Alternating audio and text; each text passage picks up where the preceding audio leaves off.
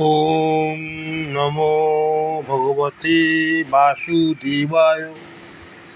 ওম নমো ভগবতে বাসুদেবায়। ওম নমো ভগবতে বাসুদেবায়। শ্লোক 4.1 শ্রী ভগবান উবাচ ইমম বিভস্যতে যোগং প্রোক্তবান অহম বয়ম বিভস্যান মনবে প্রাহ মনুরীক্ষা কবে ব্রবীত। অনুবাদ বাংলা। ভগবান শ্রীকৃষ্ণ বলেছেন, আমি এই অবিনাশী যোগ মানে জ্ঞান যোগ বিভস্যান সূর্যদেবকে বলেছিলাম। বিভস্যান তা মনুকে বলেছিলেন এবং মনু তা ইক্ষ্বাকুকে বলেছিলেন।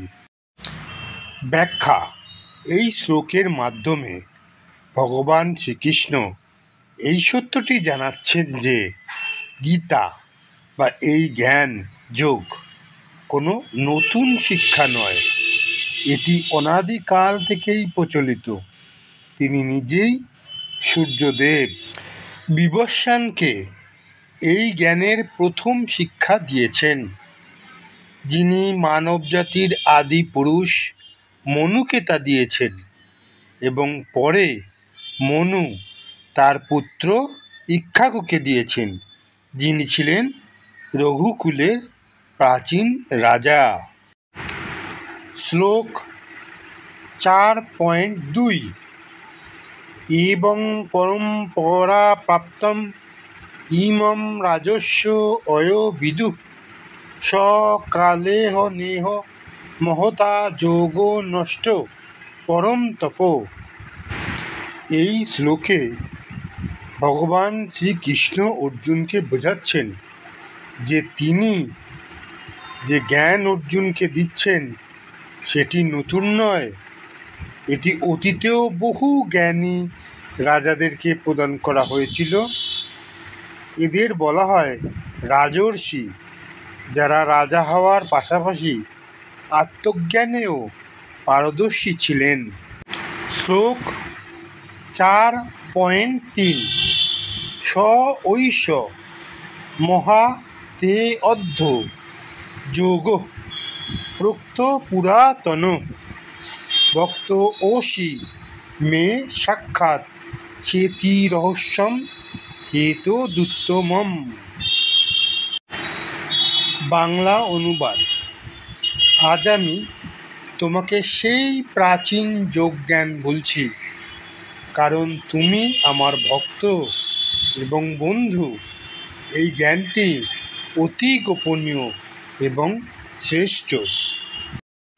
এই শ্লোকে শ্রীকৃষ্ণ অর্জুনকে জানাচ্ছেন যে যে জ্ঞান একসময় রাজর্ষিদেরকে দেওয়া হয়েছিল, যা এখন লুপ্ত, সেই প্রাচীন ও গোপনীয় যোগ জ্ঞান আজ আবার তিনি অর্জুনকে দিচ্ছেন।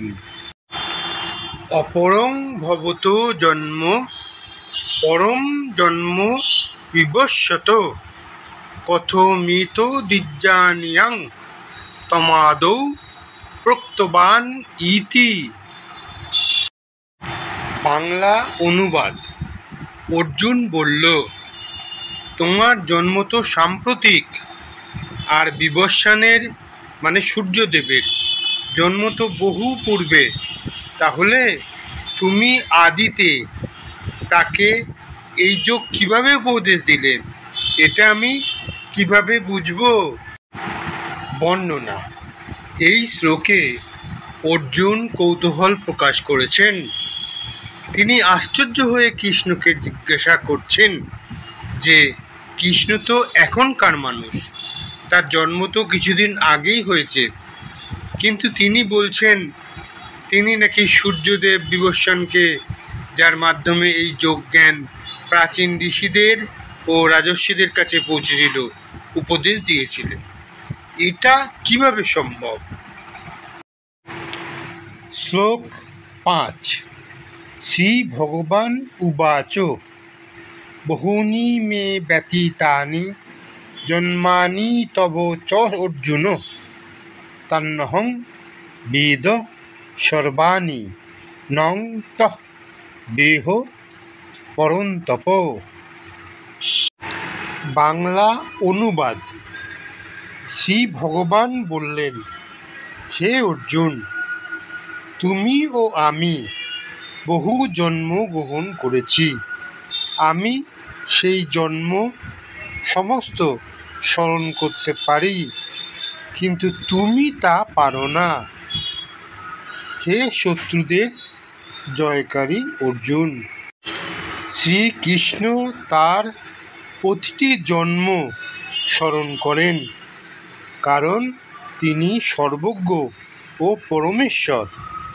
কিন্তু অর্জুন একজন সাধারণ জীব হিসেবে পূর্বজন্ম স্মরণ করতে অক্ষম। শ্লোক 6। অজ অপি সন্ন ব্যয়াত্মা ভূতা নামি ঈশ্বর অপি সন প্রকৃতিং সামধিষ্ঠায় সম্ভবামি আত্মমায়া। যদিও আমি অজ মানে হচ্ছে অজন্মা ব্র্যাকেটে, আমি আমার আত্মা অবিনাশী, তবুও আমি সমগ্র জীবের ঈশ্বর হয়েও আমার নিজের প্রকৃতিকে অধীন করে আমি আত্মমায়ার দ্বারা আবির্ভূত হই। তিনি অজ অর্থাৎ শ্রীকৃষ্ণ হচ্ছেন অজ, অর্থাৎ যার জন্ম নেই।